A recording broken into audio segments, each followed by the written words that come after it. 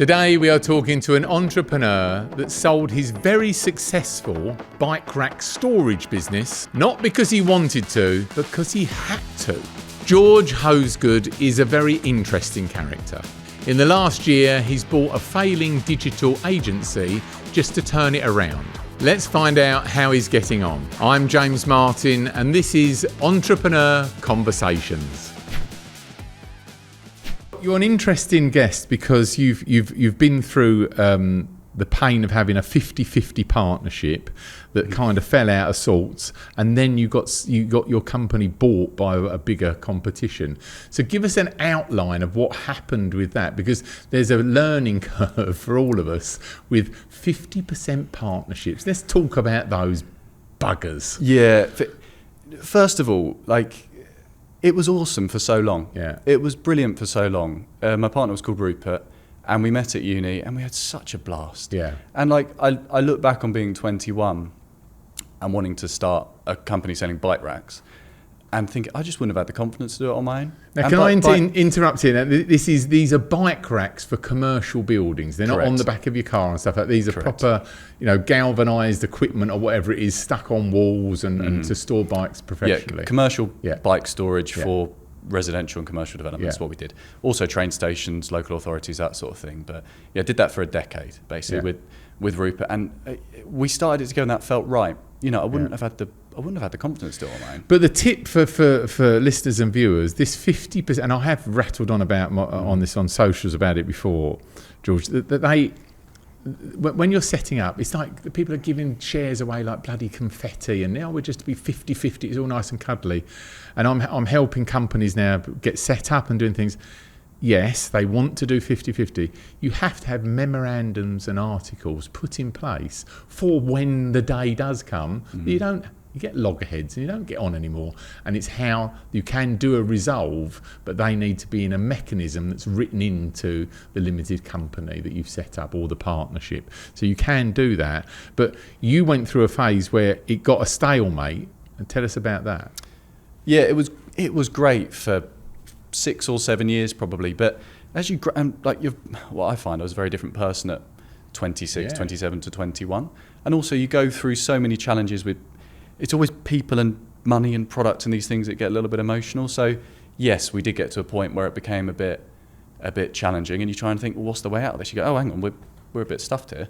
Where is the way out of this? Yeah. And when you've just got 50-50 in terms of shareholding, we were very limited in terms of our options. So you end up with mediation, you end up with getting coaches involved and people to help. But if you're at that point of difference and it's both your first business and you've both got completely different ideas about where it's going, that is a really challenging issue to resolve. And it was very hard, and it took probably 18 months to get to a point where my business partner decided to resign in the end and stepped away, kept his shareholding in, but that was our break. Well, but it was very hard. George, I think you've done very well, because I'm 12 years in with a 50-50 partnership that is not resolved. Okay. How about that? And locked up is multiple £1 million worth of land and money that's still stuck in that company, and I'm still trying to work out how to resolve it. It becomes a real logjam. Yes. So, for you to resolve it, and ultimately your resolve was to actually get, were you bought out? How did that work? Correct, yes. But it was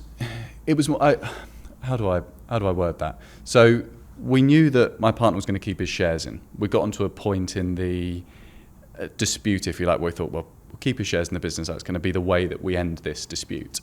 But then I thought, well, I don't want to run a business with a silent shareholder for someone else for years and years. So I thought, well, we've got to sell it. And it was just amazing the way it worked out, that 2 days after the paperwork was signed and my business partner had agreed to leave, I remember being in the gym at the time and sitting down, and my phone was on the bench. I opened it, I was like, I've got an email from Broxap. And I'd thought for the 6 months prior, maybe 8 months prior, God, be great. Broxap will buy the business. They'll be the ones, they'll get me out of this situation. And it happened just like that. Right. As soon as we're in a position for that to flow, do you know what I mean? For them to get in touch, it just worked. So that was the outcome we got. And it was about 6 months after that, it was an asset purchase that actually completed and bought the business. And we both walked away completely separately. Right. And then had you, because you're now running another business that you bought, had you already seen the other business you wanted? Yes, I had, but it was more, I'd been in a place where Turvec, my previous company, had a managing director in place. And when you've got the managing director in place and you only own half the shareholding, sort of your energy behind growth in that business dies a little bit. So your blinkers are on elsewhere, as often they are.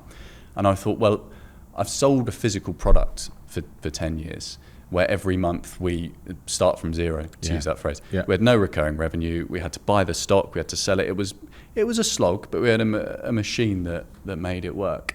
So I thought, I'd love to do service. You know, the grass is always greener a little bit, isn't it, really? Recurring revenue service. And I thought, I'll do that. And a friend of mine said, oh, there's a guy I know who's selling his agency. You should meet him for a coffee. So I met him for a coffee, and that's how I found Crucible, which I ended up buying within a month of the sale of Turvec.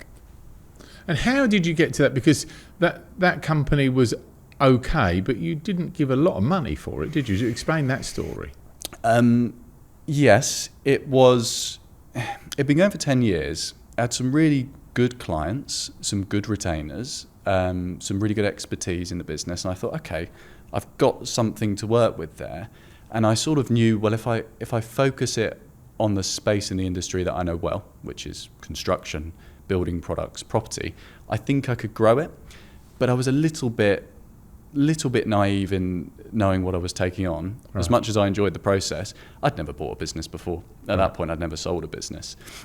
And by the time we'd met for a coffee, we'd sort of discussed what Craig, the owner, wanted, what I wanted, and I thought, you just get that feeling, don't you? Like, oh, I think there's a deal in this. I think we can get there with it. But when we got to due diligence, it was very clear that it was a case of buy it or don't. You're not going to have the information up front because there was no management accounts. The zero was a bit out of date. Right.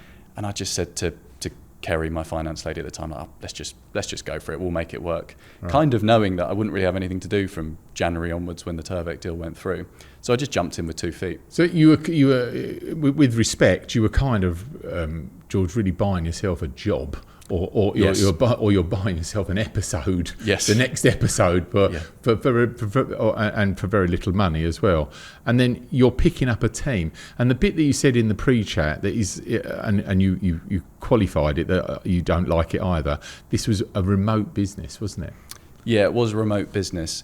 To be fair to Craig, they did have an office a couple of years earlier, but I think the post-COVID era, particularly being a digital business, a lot of people like to work at home. Yeah. And it was a cost-saving exercise as things were starting to go south in Crucible, basically. But I learned very quickly how important an office is. Yeah. In Turvec, post-COVID, we were 3 days a week, I think, which is fine. People got to work at home on a Friday and a Monday, for example. But it's so important to get people behind your vision and to build.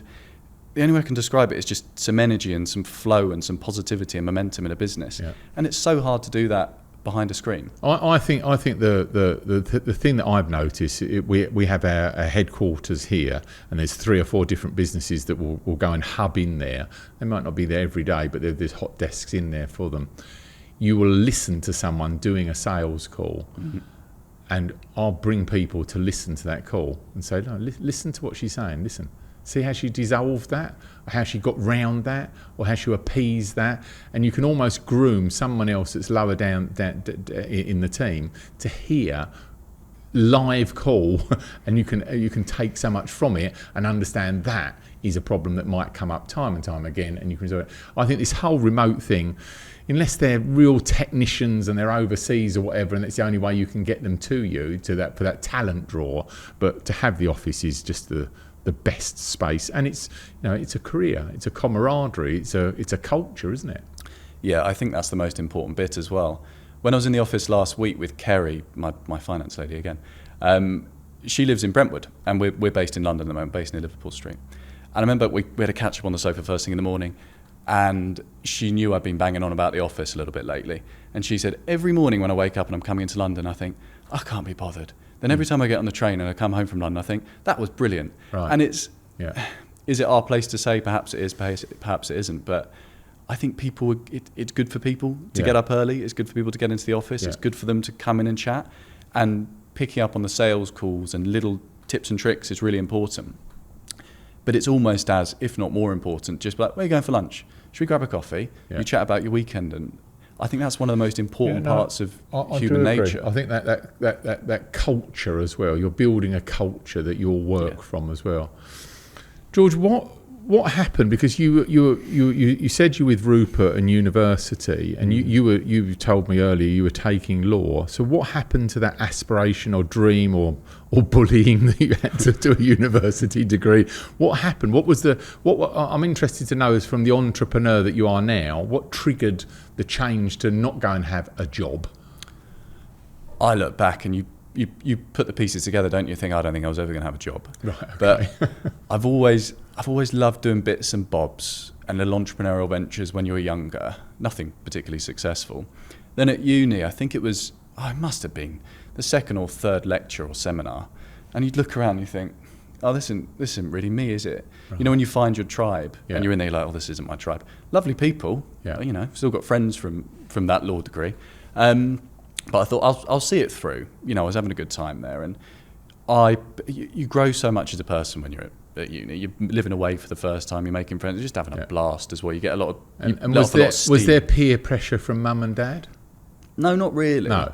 My parents, quite rightly, I think, looking back, because I was umming and ahhing a little bit about uni. They said, I think you should go. I grew up in a very small place in Essex called Burnham on Crouch, right. And I only realised. I remember my dad driving me back from uni the first time. And we drive back M25, M40, M25, Southwold and Ferrers. You get past Southwold and Ferrers, and I was like, hang on, there's nothing here. I was like, I live in the middle of nowhere. Burnham's a very nice place. No, I love Burnham. My dad's still there. Burnham's lovely. But you realise, like, crikey, I didn't realise I grew up in the middle of nowhere. Yeah. So it was very good for me to get out into the world, meet all sorts of people. So to your point, at uni, very early on, I started to get that itch of like, what else can I do? And I think the first turning point there was, in the first year, some guys ran an event called the Snowball. And the Snowball was a black tie event at Oxford Castle. And I went with some mates, one of them was Rupert, and we thought, oh, that was a blast, that was so much fun. Next Christmas comes around, year 2, November, oh, when's the Snowball? When's the Snowball coming up? And all the events would be on Facebook. It was a sort of a very Facebook-heavy era. Oh, it's not coming up. 2-3 weeks before the event, I said, I don't think that Snowball thing's happening.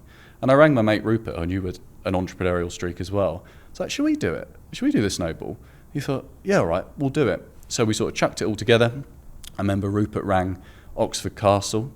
We went to Oxford Brookes, by the way, not Oxford. Yeah. Rang Oxford Castle, hired it. I thought, brilliant, we've got that. I think it was about 500 quid to hire it.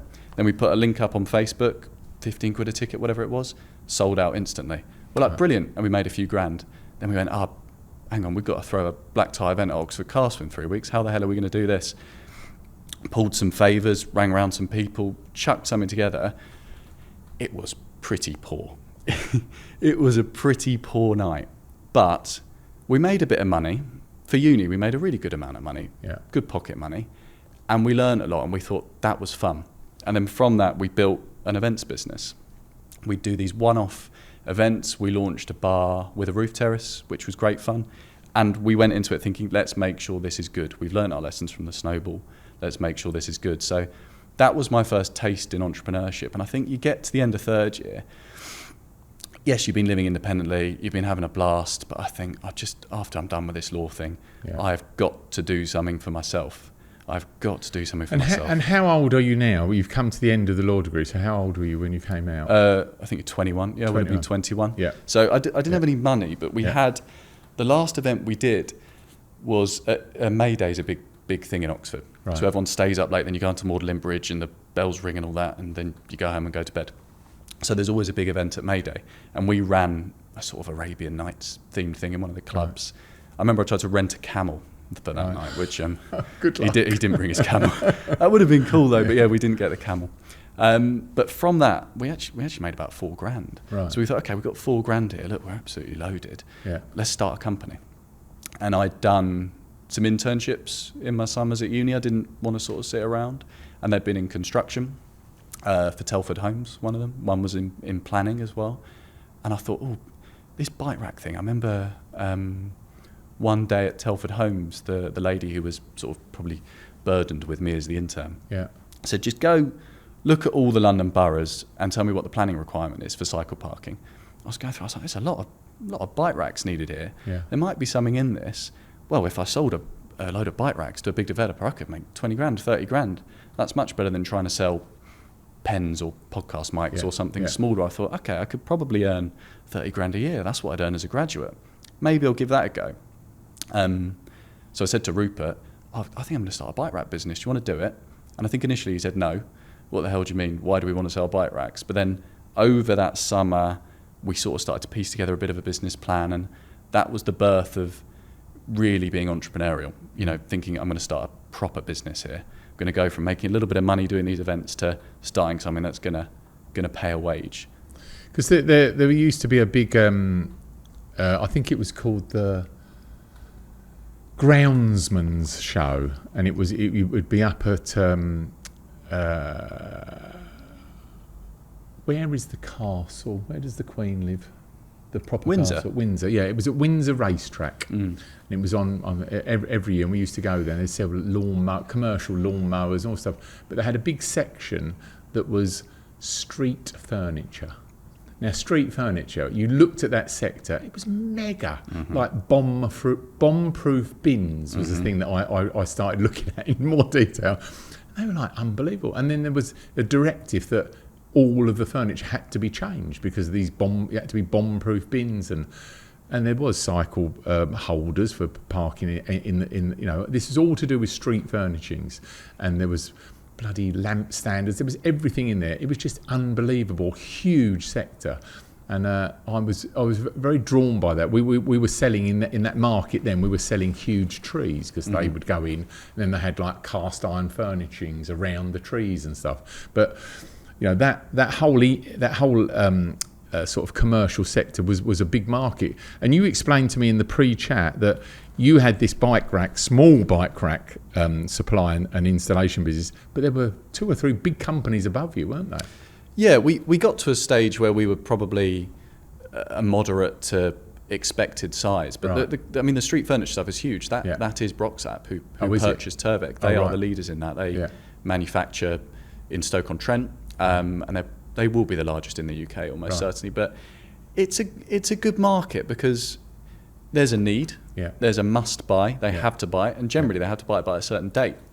So if you can find a product that is an okay price, that's the right kind of specification, the right quality, and you reach the right people, there's a good amount of scale in that.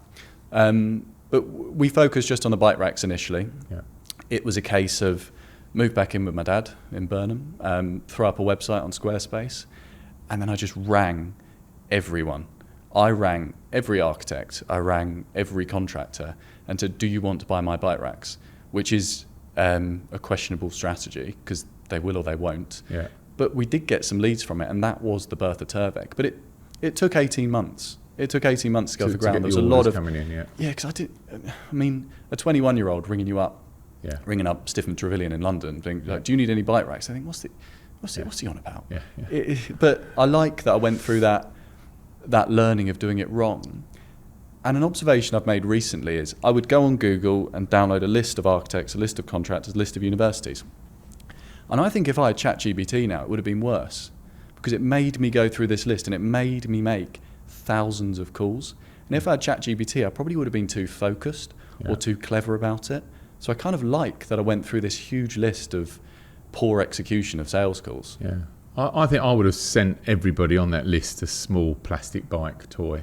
And then got that lumpy mail sort of to get their attention. I mean, it is difficult. You're trying to carve away for, especially when they've got existing contractors they might have used on other projects. You've got to get through that. But bring us forward that you got round the 50-50 shareholding thing, and you resolved that problem with some pain, and you probably could have earned more money out of it, or even stayed in with it if you could have resolved it. You've now found this new business to get into. How many team members did you pick up on day one? I think around 6. I can't remember. It was a small business. It was doing 400 grand and losing money. It was. And give us the headline now, George. What are you doing now? And you've only been in a year or so. So our first financial year will be October to October, so we'll end October 26. And we'll do about 750 and about 200 net. It's a funny business because in Turvec, I probably would need to do 2 million quid to get 200 grand net out of it, because you're selling product, you're adding margin. But that was your strategy, was to get into the service industry, wasn't it? Yes, that was my strategy. Yeah. I like trying new things. Yeah. I think if you've done something for a decade, it's quite rewarding and interesting to try something completely new. That was certainly my approach. And what are you going to do with this business, George? For listeners and viewers, are you going to grow it like you are? You're in the weeds with it, and you're working in it, and not necessarily just on it. You're working in with the business. You're sorting out personalities within the staff, or what you're doing, and to getting people probably more conducive to not working at home. You were talking about that you're looking for them to be more hubbed into an office environment for all the right reasons. Would you consider buying other companies in that same sector? Yes, I am enjoying doing the agency thing. You're correct in saying I'm kind of in the business rather than on it. Yeah. I came into it with a view of having been very much on a business for 2 to 4 years with an MD, not having to work in the day-to-day. I thought, right, well, maybe I'll make a rule I won't do any client work. And I generally stick to that. Yeah. So if someone becomes a client of Crucible, and we're doing their SEO, we're building them a website, I won't necessarily do the client work, but I am still client facing. But you've got to, I mean, these are early days. Correct. You've got to be in it to make sure you understand it intimately, and you can fettle it and push and example and steer and all the right things before you can even afford. I mean, your revenues are okay, but they're not big enough really to put that managing director in place yet. I have to do that role at the moment, or it just wipes out essentially the profit we're making. Yeah. And I think that's healthy and normal, because also when you've sold bike racks for 10 years, suddenly selling service is a different beast. So we're learning. One of the most interesting observations, I think, is the stuff I thought on day one, we need to do A, B, C, D. Okay, well, let me test that. Let me learn. And I was very lucky to have Kerry come with me eventually into the new business as well, my finance lady. So I had a right hand to bounce ideas off. Those A, B, C, D, a year later, they were the right things. And your gut instinct is generally correct, because it was moving from a larger business with a bit of process into one without. So you're kind of just doing the startup-y stuff again, even though I've been trading for 10 years. So this first year has been about stabilization, process, getting a bit of culture into the team, getting some positive momentum. And now it's been about scaling it and growing it. Yeah, we're still fixing the plane as it's flying a little bit, but we're in a really good place and we're doing some really good work now. So to your point and your question of what's the plan with it, I love running businesses. I love building teams. That's the main thing that I get such a buzz out of it. Yeah. I want to keep doing that. I want to keep playing the game. I'd love to buy another one. There was one we were close-ish with 6 months ago that fell through. These things happen. I'd like to buy a better business for more money next time, that perhaps we can benefit from their process and their senior management. But it is to get to that point of MD, probably if an agency's $1.5 million, you've actually got a decent amount of scale there, which isn't an enormous turnover by any means, but if you can keep it profitable, and if you've got good senior management and maybe a good GM or MD or an ops director, that could be a really nice business.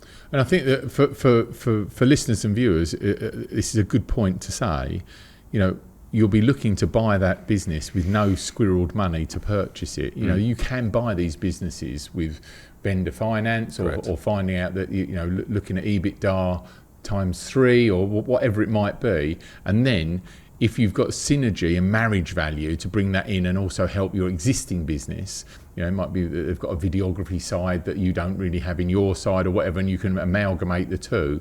I think that it's the quickest way to scale and actually building things from scratch or pulling them up by their bootstraps, that you can actually go and buy something and there'll be hopefully superstars that are already embedded in that company that you can sweat into the other companies or a cross-pollination. That's it. And I don't regret buying a not so great performing company for not a lot of money. That was the right thing for me at the time, and I've loved it. It's been good fun because it feels kind of startup-y again. Yeah. And I've said to quite a few people, if I'd started from scratch and been like, I think I'll start an agency, I would not be where I am today with that. The trust of someone saying, you've been trading for 10 years, I recognise those faces, they've been there 4 or 5 years, whatever. That speeds things up a lot. Yeah. And you were saying in the pre-chat, George, you were saying that the one thing, we talk about you're an agency, a website agency or whatever, but you have niched down that this is in the commercial sector of building and construction. Is that correct. right? Have I got that right? I think that's one of the best things, one of the best decisions was to do that.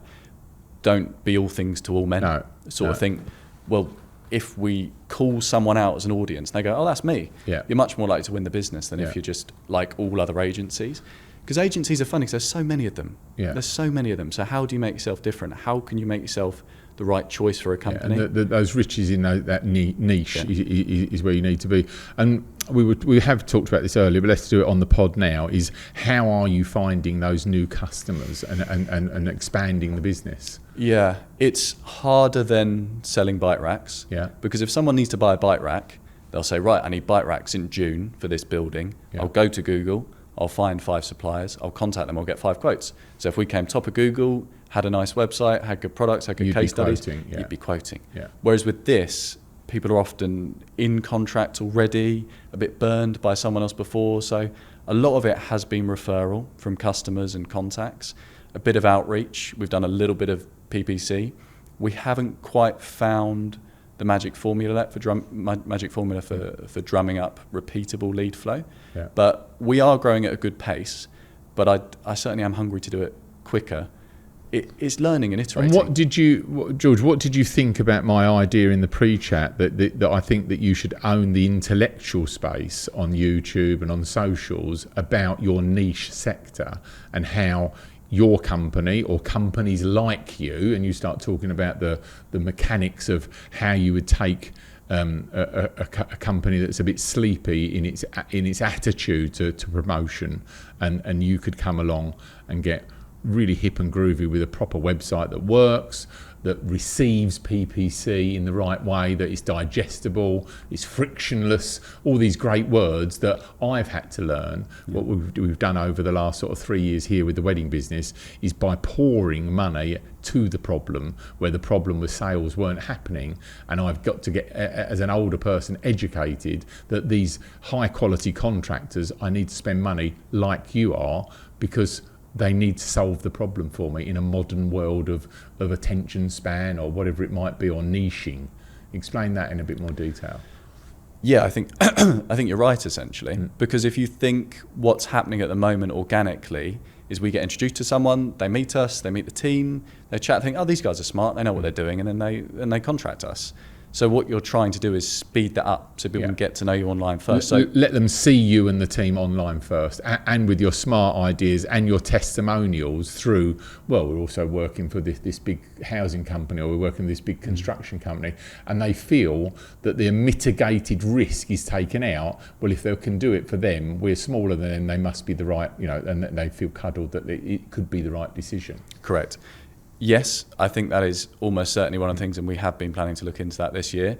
It's also, there's no point giving excuses as a business owner, is it? It's like, yeah, I think that would work. And I probably should slap myself on the wrist that we didn't start that earlier. We've got to be bothered to do it as well. There's sweat in there to make to experiment with it, but also to make it happen. I think that with your business, and I've worked with people that have got similar businesses to yours, you're very busy. It's a busy thing. You've got customers that are needing to be looked after and fettled. To then make sure you have the time to go hunting new customers with that funnel, it's the 20-80 rule, isn't it? You've got to have 20% looking after the customers you've got, but 80% needs to be finding new customers to fulfill those shoes and grow the business. And I think that schooling of yourself and your team's time is where that's where you're adding value as the steward and the founder of the business, to make sure you are doing that, and you're going to get people that were in the old company that would be resistant to that change of activity. Yeah, and I think that's why I'm so lucky I've got Kerry, my finance lady, because she protects my time so well. My time should just be spent on new business, process and new business in Crucible. That's what I do. That's what I focus on. And trying to stick really hard to that rule of no client work allows me to do that. A lot of it's headspace as well. Like, back to your point about creating content, we haven't done it yet. We should do it. It's also important to do something and try it for a period of time before you realise that's not quite getting the results we want. Maybe we should tweak to something else. And we've started with a bit of outsourced outbound. That wasn't too successful for us. bit of PPC, working on ourselves as an SEO client. We're getting some results for that. But you sort of have to give, your team have to put time and energy into it. You have to put time and energy into it. And it's like, okay, well, let's not try and do everything at once. But my goal is, and my role is just get customers, retain customers, grow the thing. Yeah. And the more I can stay in that space, the better. But, you know, it took me years in Turvec to learn that was how to do it and not be a busy fool. Sorry to interrupt. I just wanted to take a moment to let you know about Baddow Park Mastermind. I have created a mastermind for high-level entrepreneurs. There's only 16 spaces and we've only got a few left. If you often find you're the biggest fish in the pond at other masterminds, click the link in the pod description because this just might be for you. Now back to the pod. Full.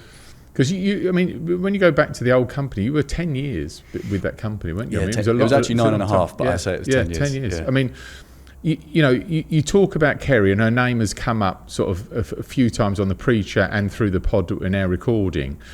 I really believe in these Kerrys in your life when you're running a business, that you need these EAs, PAs, assistants, finishers, whatever you want to call them, marshals, they marshalling junk getting to you or whatever it might be, to give you the freedom to be able to operate on behalf of the company and become that person that is, finding great people to work for your company, finding great new customers and coming up with innovative ideas for the funnel. I mean, they're the three core things as the owner of the company that you should be doing. But the Kerrys and the Kellys that I've got here, that are my managing director here, this company, they are like the most resilient gatekeepers of the company, because they keep all of those things tucked in, is my favourite expression, and on track.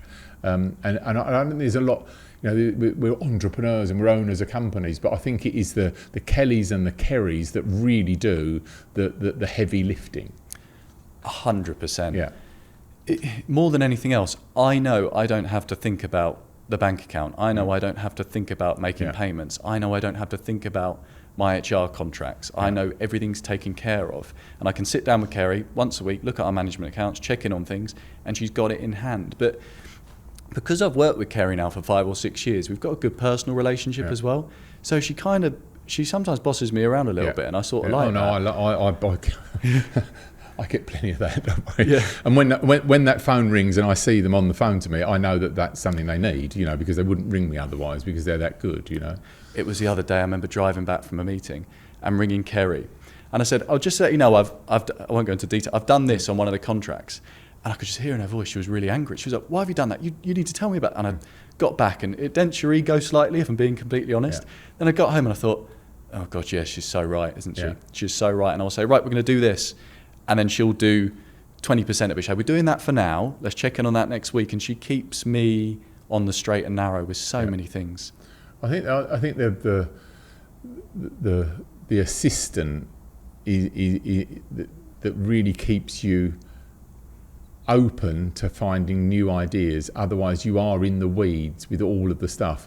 My dyslexia allows me freedom, because even if I wanted to fiddle and get engaged with it, it wouldn't let me, because I need synopsis for everything. So if there's a lease to be read, or if there's something to sign, I only really get the headline pages to look at and the story of the important bits, because everybody else has done the donkey work to actually go through a contract or through a lease or something else for me.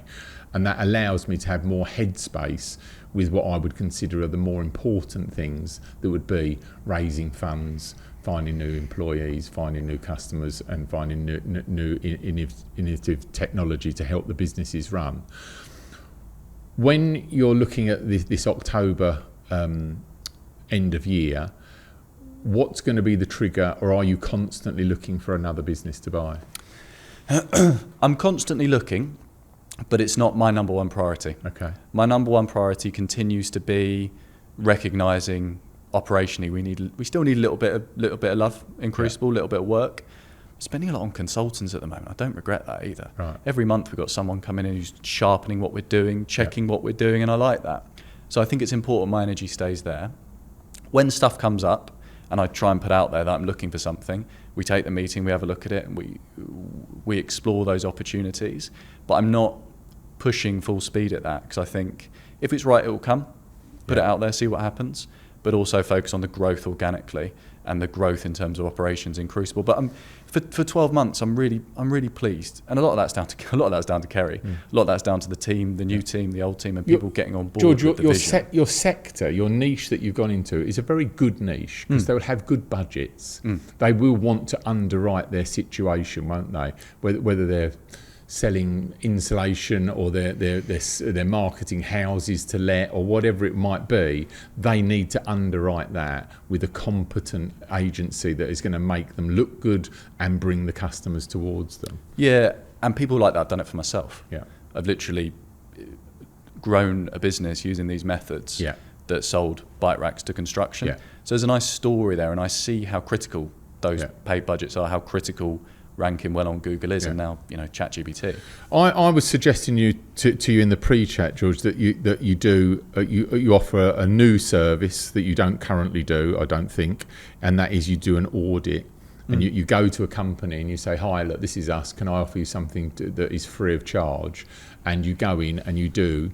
They're already in contract with another agency and they're not feeling the love, but they can't just break out of it, or they feel they can't just break out of it.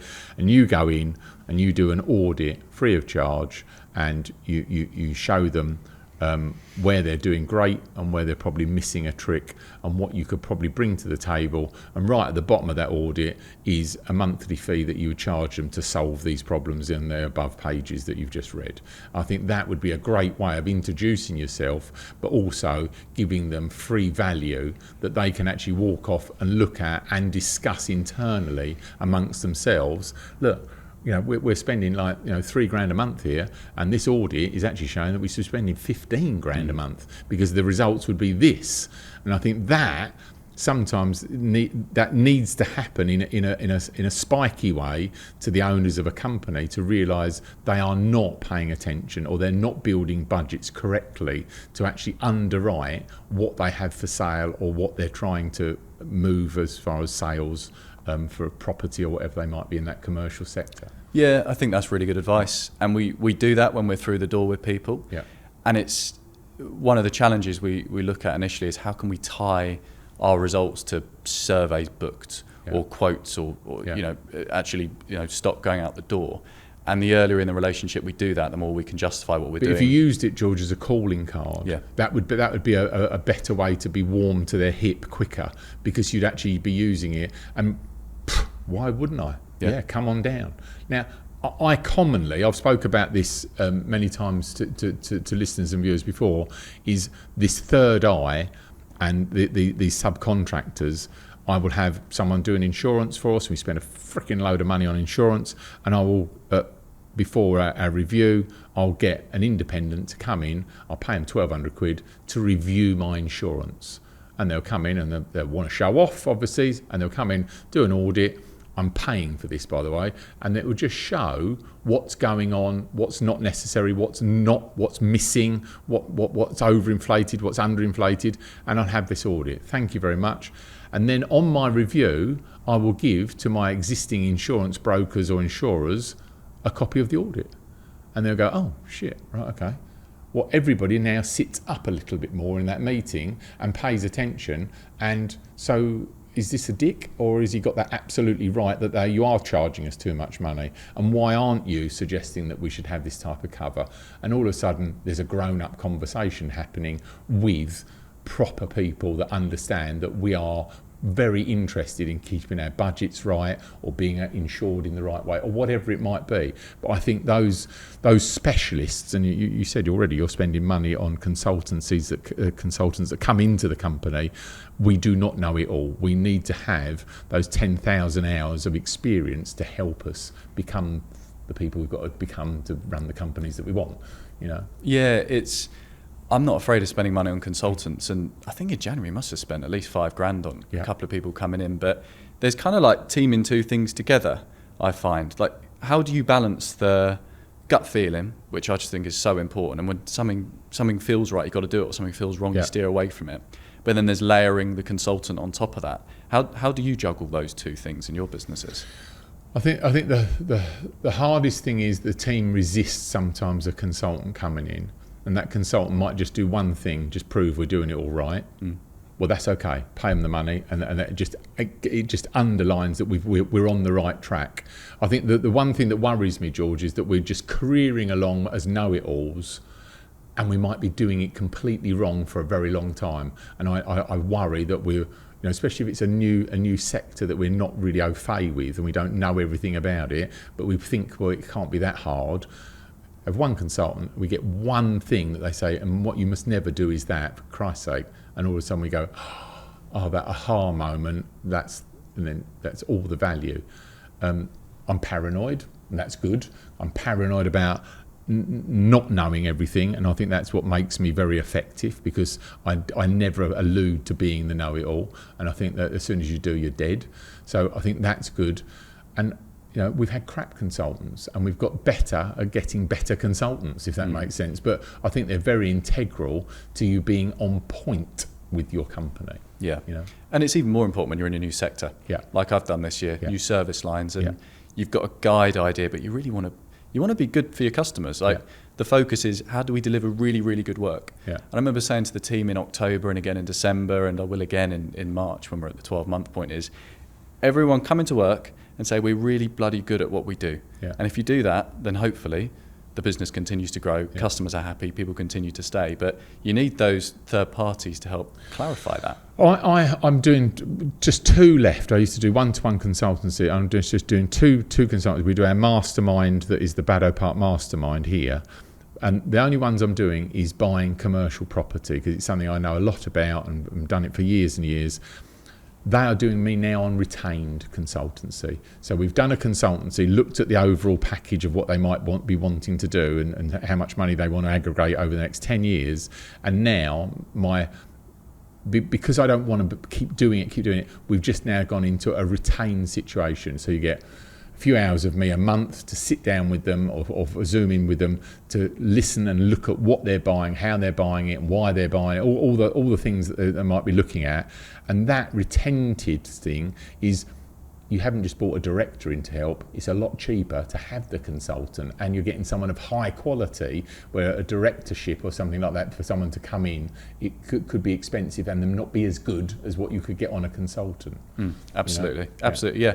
And in Turvec as well, it was harder to find a consultant who was an expert in bike racks or street furniture. Like, one of the benefits of an agency is there's a lot of exited agency people who have got a bit of money, but they probably want something to do. They've got a lot to share. So you think, brilliant. We get people contact us all the time, and some are great, some aren't so great. But in bike racks, particularly when you're early 20s, you think, God, I'd love for someone to tell me how to sell 10,000 of these 2-tiers every year. But you tumbleweed moment, I think, when you're looking for a specialist in that. So I had an awesome coach during the years at Turvec, Mark, more of an executive coach, more teaching you this thing about red, blue, black, which is his tasks. You should only be doing this colour of tasks. These other colour of tasks should be to these type of people. And learning that stuff early on really helped me. But I was very much in the Wild West of learning how to operate in that space. So if you've got people, like you say, commercial property that can teach you how to do it, spend the money, save the time. Yeah, save the time. I mean, and the other thing is that I'll repeat it because it's worth repeating, that owning a business and being the 100% shareholder that you are now is a very lonely place. You are making those decisions. All right, you've got your Kerrys that are on the hip to you, and you can shoot the shit with them and work out ideas. But I think you come here to the dinner, don't you? Come to the dinner here, and that's once a month we have here at Baddow Park, and that allows people to actually come together and be real in their own skin. And how you're doing? Well, not very well actually, because I've got this problem. And I'm sure if you did actually say that at the dinner, there'd be 4 or 5 people ready to help you solve that problem. Whether it was raising money, or finding a PA, or finding something that you needed. Our WhatsApp group is very powerful, isn't it? It happens very quickly. You put something up, and the thing pings off the charts. Oh, in like a minute. And some of the requests are pretty niche. Yeah, very out there, aren't they? There's always someone. I think the dinner's amazing. Have you ever seen that Netflix series, Comedians in Cars, with Jerry Seinfeld? Yes, I have, yeah. There's something he says once or twice where he's at a social event or a dinner party and he goes, oh, there's another comedian, and he flocks to them. Yeah. I think we're a bit like that. Yeah. Like sometimes you meet another entrepreneur, you get in the room with Yeah. at the dinner and you think, oh, these are my people. Yeah. I'll say that to my wife when I get back. I'm like, oh, it's good. We think a bit different. Yeah. And getting in a room of 100 of them. You know, this podcast is called Entrepreneur Conversations, and I think the conversations are very wonky and weird sometimes, because when you listen to the story, why would you carry on running that business that you bought that was very crap, and then it's because you want to make it better. Yeah. And you want to succeed and want to prove to yourself and anybody else who wants to bother watching me that you can do it, and you've got structure from the other company that you made a massive mistake in, and so did I with this 50% unstewarded relationship, that this time round you can actually have that scar so deep in your back it will never ever be like that ever again, forever and ever and ever, and you can make a success of it. But that's a wonked mind to do that. You might as well go and get a job and earn 120 grand a year and be paid, you know. I love it as well, but as much as that is a scar, that's a hell of a scar, I learned so much from it. And we had such good times before. Like I look at those memories of just not having a clue what you're doing when you're 22, proper winging it, and having someone very exciting, someone to wing it with is fun. And as you say, and then something works. I can't believe it. They gave us money. I look back and I think, how the hell did we make that work? How the hell did we win our first jobs? How the hell did we? I remember the first big job we delivered, and you'd seen everything. You'd seen the photos of the product. You've seen CAD drawings of the products, and you think, cool, I know this stuff inside out. I was 22. And then an Arctic arrives on site, and you're like, that's a big lorry. And then the side opens, you're like, that's a lot of metal. And then thank God we had good subcontractors. You're laying slabs, and you just think, I remember thinking it was quite unsettling in a way, seeing what I'd sold, and think, crikey, I've sold all this stuff. Yeah. And you're just so naive to it. But then it goes in and it's still there 10 years later, and you think, that's fantastic. Yeah. And I love those early learnings and early mistakes. They're the best memories. I invite you to have a look over my shoulder at my newsletter. If you want to hear about the things that grab my attention each week that could bring you value, sign up in the episode description. Now, back to the pod. Shall we go on to Tombola time? Yeah, do you want to do that now? Yeah? Let's do it. Yeah? Okay. Have you seen a podcast? Have you seen one about it? Yeah, I've listened to plenty of them. Yeah. Tombola time! It sure is. Right, I will spin these. I'm going to get you to take a ball out with a number, and then we've got a question related to that. George, you dive in there. It's nice and gold, isn't it? Yeah, very, very bling for the podcast. 15. Pop that in there. Just pop that on that thing. Number question 15, Ollie. What have we got? Can you pick a funny story from being a young entrepreneur? Shall I go first? Yeah, go. Yeah, I'm trying to think that far back. Oh, crikey! I'd probably go back to literally being 19 or something and doing the event stuff with Rupert at uni. Yeah. And I remember what we'd do. It would all come in cash. All the money was £5 notes because it was door money. So Rupert was very good at making sure no one else dipped their hands into our door money. Uh-huh. So he would bring a suitcase along with him, wheeled suitcase, and he put all the money in the suitcase. Then we'd hide it in the manager's office or whatever. And that was our thing. And we thought, no one's going to think that suitcase is full of cash. Then at the end of the night, we'd take the cash, we'd go count it up and happy days, and that was our winnings. And I remember one of the events, we left, we got in a taxi. It was probably one of the only times we got a taxi. Went back to my house, my sort of student room, and we had a hug. We're like, oh, that was so good, that one, wasn't it? That was brilliant, mate. Yeah, that was so good. I went, where's the suitcase? And he just looked white as a sheet.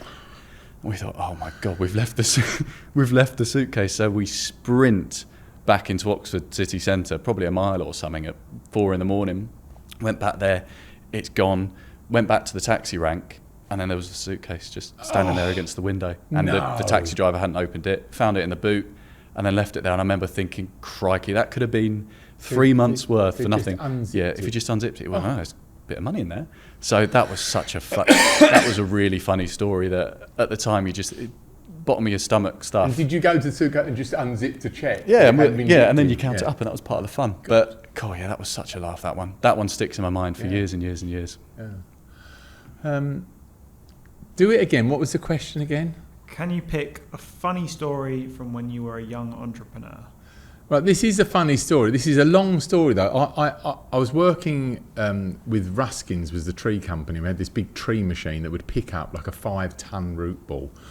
And when I was down at Knot Cuts in Suffolk Way, I spoke to a guy and I said, these bigger trees, I said, can I buy them? And he said, crikey, he said, you can have them because we're just about to clear the site in the next few weeks, but you'll have to come up at weekends to grab them out. So I thought, oh great, I'll come whiz these trees up and take them back to sunny Essex and resell them, big lovely chestnut trees.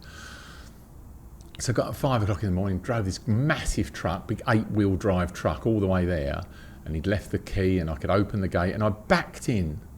And as I backed in, Ollie, the truck just went in and it just sunk past the axles right up to the mudguards, just was like that in the ground.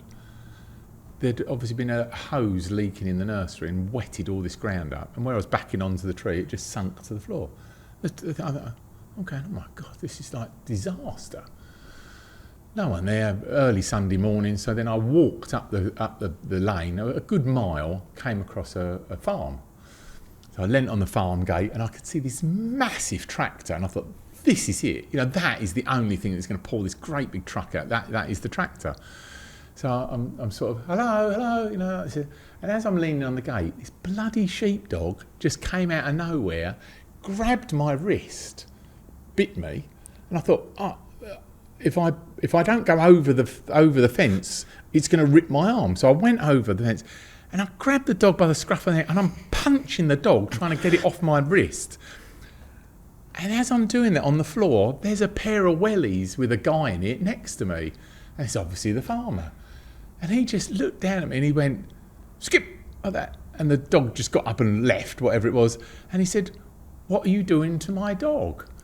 And I just went, what is the point of having a conversation with this guy? I just hopped over the fence and carried on walking up the road. I've got my arms bleeding, and just left him for cold and walked up the road. I think it's just, this is doom and gloom day of hell. Went another mile or two up the road, no one around, another farm. This time I went up there, rang the bell, farmer came out. I could see a few tractors in the back, and I explained to him where I was at the nursery, and he said, oh yes, I know the nursery, yes. Oh well, oh right, okay, well we'll be able to pull that out. Jump in the Land Rover and I'll go to where the tractor is. He goes into the tractor, we go up the road and go to the gate that I was just at where the dog bit me, and that was his brother's house. You drive in and I'm sitting there in this Land Rover. He gets out to speak to his brother and I can just see the two of them out over there going, no, and he got the dog and he was punching the dog. And I can see him doing the reaction. I'm thinking, this is just hell. No one, then these guys are not going to lend me the tractor or do anything to help me like that. Anyway, he comes through and he pulls his brother around like that and he says, right, apologise. So he made his brother apologise to me. And he said, right, no, we need to get you a plaster, and my brother's an idiot, and that dog keeps biting everybody. I'm thinking, oh, thank God for that. Anyway, long story short, I was in their hands, George, and they said, no, we have to have breakfast first. So I end up, it's like now 8 o'clock in the morning, we go into the house with the bloody dog that I'm keeping one eye on, eating this massive breakfast that they made me. They started this huge tractor up, went down the road and just sucked it straight out of the ground, no problem at all. And that was my funny entrepreneur trying to get a cheap tree that was never going to be a cheap tree with this bizarre thing of getting pulled out of the mud by the two brother farmers. So that's my story. There you go. How was your arm? No, it was just like it was just puncture marks from the dog, but it was just the whole thing. I just thought there's no, when you just think the truck's just going to live in the ground forever. No one's ever going to pull it out, and that was the story. Figuring out installation and deliveries and stuff like that when you were young, and we'd never done it before. No, if you're not in your world, so funny. And I had a lord. I used to feel a bit uncomfortable on the construction sites, to be honest. Yeah. As a young kid who sort of didn't know anything about it, but you get the right people around you and you figure it out. But seeing these lorries deliver, that was funny when you said the lorry turned. You went, shit, all that stuff. Well, I remember another one. Like I would sell something and chat to Rupert, like, right, we'll deliver that, and then the fitter would be like, how am I going to get that in there? And you'd end up craning shelters over buildings and doing all this stuff. And We got by. We did do a really good job on stuff, but you it's soon learned. You soon learn. Look at the accents Yeah. and stuff. Absolutely. Right, let's do another one of these, okay? Let's go. Tom, follow time. Right, George, what have we got here? Get in there. God. 17. Question 17, Ollie. What are your biggest costs and which ones worry you? My biggest cost, which ones worry me? Staff at the moment. Staff is quite with the wedding venue business. It is staff is probably, I'd say 50% of our costs. What is it for you? What are your costs on staff? Well, it's staff in Crucible, but it doesn't worry me. No. If I go back to Turvec, buying stock used to worry me a little bit. Yeah. Because particularly the last couple of years when we were buying a lot of bike racks from Turkey, you'd think, oh God, we're getting low on stock. We're going to have to put another order in, be 120 grand's worth of stuff. And our return on cash was really poor. Right. So once we bought something, we knew we were going to be a bit low for a while. Yeah. But it doesn't worry me. I think because you come from a larger business to a smaller business, you kind of get hardened to it. It is it. the business as well, isn't it? Yeah, in correct. That business. It is it. What was the question again? Just say it again. So it was. Oh, I just closed it. What are your biggest costs and which ones worry you? Yeah, so I'm with you now on that because it doesn't worry me because it's integral. I think VAT and the taxes with the staff's wages that have changed with the recent government, that worries me because that is actually punitive to their turnover taxes that are too high. And it also worries me for smaller businesses than mine. I've got mine on a kind of an ecosystem that's quite robust, but for younger companies, I think those turnover taxes they worry me, that whether companies will be able to survive that unless this government gets turned round. Yeah. I mean, it's banging on my soapbox a bit, but he did ask a It's question. changed things for Crucible as well because I have 2 team members in South Africa. I think my thing going forward is if you're remote, you're in Cape Town, and if you're in the UK, you're in London. But when you look at the options, I don't want to scale a company in Cape Town, but it's nice to have 15% of your staff over there. Yeah. It's not all about cost saving. You look at the cost, you're maybe 20-30% less, but when you add in all the other taxes, it is a really good saving and it's much more flexible. But does it worry me? Not really. No. And I think that goes from going from something bigger to something smaller. It's essential. People are essential. You know, George, I haven't asked you, the product that you sell, how are you on price point? Have you raised the price? In Crucible? Yeah. Yeah, we put all of our prices up for the existing clients and how in did that August. Go? Okay. Yeah. Okay. Yeah. I think we lost one customer. Yeah. But it had to be done. It was a loss-making rate. Like you've got to. What's the choice? It was a completely false environment before, but it took a lot longer than I thought. I thought, right, I'll send the emails in August. It'll be wrapped up by then in September. It was probably December by the time they were all signed on. But most when I'm doing consultancy, most companies, their biggest fear is to put the prices up. They're very fearful of it because they think they're going to lose this whole customer base, this, that and the other. And it's the quickest fix to a non-profit making company is to put the prices up, hold your breath a bit, you do it in the right way and you execute that conversation correctly. It is, most people are underpricing their service or products. Yeah. And I gave it 6 months, which I think was the right thing to do because if people hear it's been acquired, you kind of want to let the dust settle a little bit. But it was essential. It's not necessarily when should we do it? It was completely essential. So I did it at the earliest point possible, and hopefully people feel they're getting good value from that. Yeah. Okay, let's do another one of these. You okay with it, Ollie? Yeah. Yeah, let's go. Tombola time. Right, here we go, George. Find out what we've whizzed together here. 10. Question 10, Ollie. 10. What kind of people do you not want on your team? We can't mention their names, obviously. I just say, George, I say I want happy, hard-working people. That's what I ultimately, you know, a very narrow margin of paragraphing there. That's what I want, and I want people to have a career with us. Are you saying what we don't want? What was the question? It was, what kind of people do you not want on your team? Yeah, mood hoovers and vampires of energy, you know, tittle-tale. Yeah, I mean, it is easier to say what you want than what you don't want. Yeah. Positive energy, learning. Yeah. I've got a friend who just has a big Inquisitive. thing, call it be a sponge. Someone who buys into what you're doing, wants to come on board for that journey and wants to grow and contribute. And I think you don't want yes buts, and you don't want mood hoovers. That phrase is so true. I want people to be to give me a little bit of friction on ideas. I want people to challenge me. And I've got a great team here, George. I will come up with this great new shiny idea, and they go, yeah, but you're not really seeing it from this point of view, and we can't do that because you've got that. And it's not about being negative. They're actually being smart, and they're actually saying, man, I wouldn't do that because that could affect this. And they're actually thinking outside of what the box could possibly normally look like for a long-term gain, as opposed to a short-term shiny thing. That makes sense. Well, a lot of it's trust, isn't it? Because we talk about Kerry. Yes. Kerry's had a lot of their time today. I'll have to tell her to listen to this. It's the Kerry podcast. The Kerry show. But she challenges me every day, and that's the right thing to do. Because I'll say, "What about this? What about that? What about this?" And we'll go with one of them. I don't. Is Kerry Irish?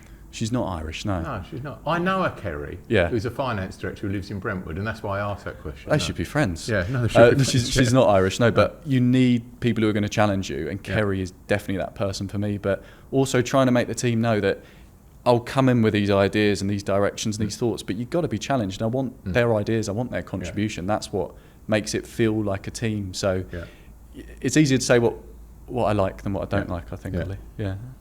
Well, that was all our questions. Shall we move on to what are we reading? What are we reading? Yeah. Let's do the jingle.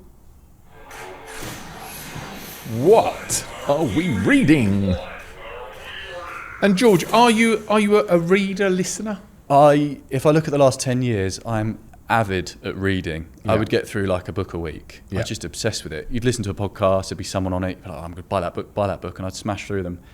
Since having a toddler in particular, I'm finding it more challenging to find the time to read. I listen a bit, but I'm more recycling books at the moment than going through new ones. Okay. So yes, and I think it's a massive part of learning. I'm just hungry for knowledge. I'm on holiday, in particular on holiday. I can't just sit there. It's like, what am I going to read? What am I going to learn? What am I going to digest? So I love books for that reason. And would you read any fiction or not? My mum always tries to get me to read fiction. Yeah, no, I don't listen to fiction. No, I think perhaps I'm a bit one-dimensional in that. I just really like this thing that I do. And do you write in your books? I don't write my books, but I'm a big journaler. Right, okay. I've got a big journal and I write in it every single day. So you'll take something from a book and journal it down? It's more like digesting my thoughts, but I can't read my handwriting. I've never been... I look back and I think, my handwriting is bloody... it's a joke how bad it is. My wife is like, what does that say? Which is kind of good because it's like my secret diary. So I can write whatever I like and leave it out.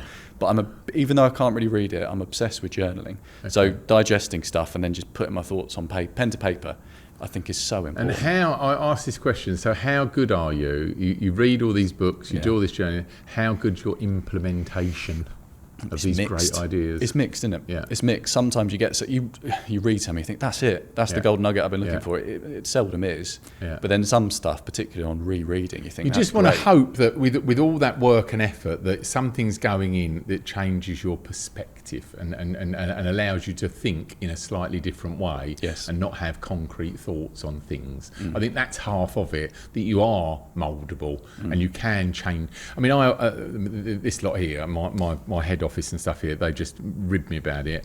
I can change my mind. Like they go, oh, don't tell me you've changed your mind, and I will change my mind. You know, and we think we're all doing this. And I've said no. I've actually listened to something that makes everything I said last week complete rubbish.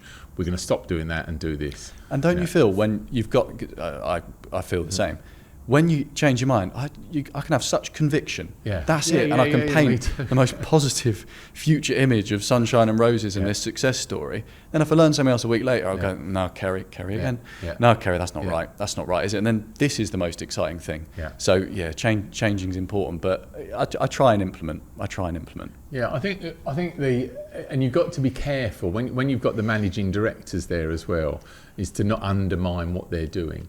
Do stewardship, but not not too much poking hard, because they will get prickly on it.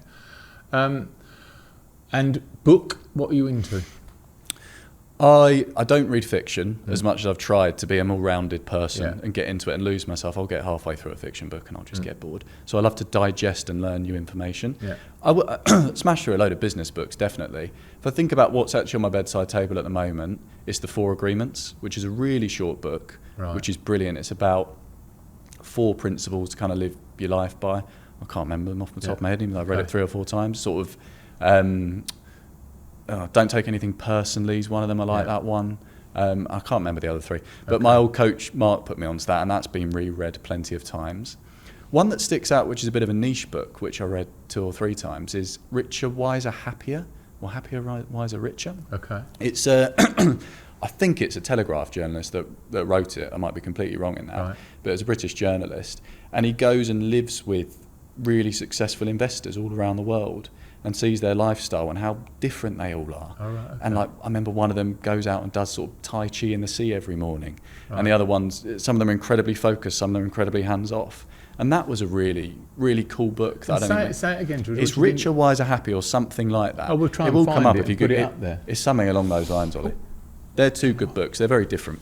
I am currently reading, just started reading this, and this is from one of our guests. Always free. Yeah, and this is from Jason, and Jason was a great guest, wasn't he? So I'm going to have a read of this, and I will let you know how we're getting on, because it's a very different book, isn't it? It's very different. What is about how he sees freedom and stuff. It's good. So. Well, who do you say? Someone's reading the. He's got someone who has recorded the audio version of it. Yeah, Dr. Martini. Dr. Martini. No, that's not right. Is that the guy who wrote The Millionaire Fastlane? Yeah, I think he did. What? John D. Martini. Dr. D. I feel like he wrote that book. That's a good book as well. Dr. John D. Martini. Yeah, Dr. John D. Martini did the audio version of that, so that's who I'll be listening to, and I have been listening to. But I'll let you know how I get on with that. I think what I always do, the caveat, George, with the books is I think it's great, but they get a bit samey. Some of them can get a bit samey on the message. You need to find someone that you really like, their voice or their writings, and then have the lesson from someone that you see yourself liking. And then I will commonly read the same book 6 times over, and every time I just have something else from it. And I think that the education of that needs to be making sure that you're doing something on implementation and change. Otherwise, what's the point? And journaling's good for that, isn't it? Yeah, no, Putting it the is. pen to paper afterwards. I write a letter now every week, and we do that. And you can subscribe for that. How do they do that, Ollie? How do we do it for the letter? There's a link in the description of the video. Yeah, link in the description of the video, and you can see over my shoulder and see what I've been going on about each week, and you can get that free of charge sent to your email. But I think that, George, is very much a new thing for me that really helps, because it makes me look at what's happened the week before, talk about it and write about it, and that really helps. And do you write it down pen to paper, or do you type it, or do you dictate? I literally How do you dictate do it? it into the phone, voice to text, and then I get that and then repolish that up.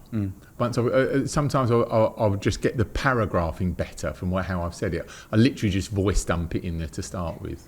I think at the moment what's interesting is so many people write emails and all this stuff using AI now, and AI is awesome, big implementator of it, if that's the right word. Yeah, no, that is right, yeah.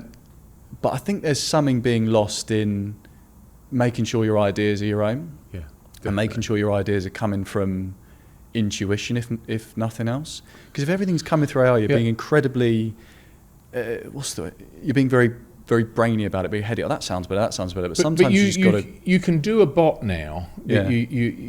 I watched Daniel.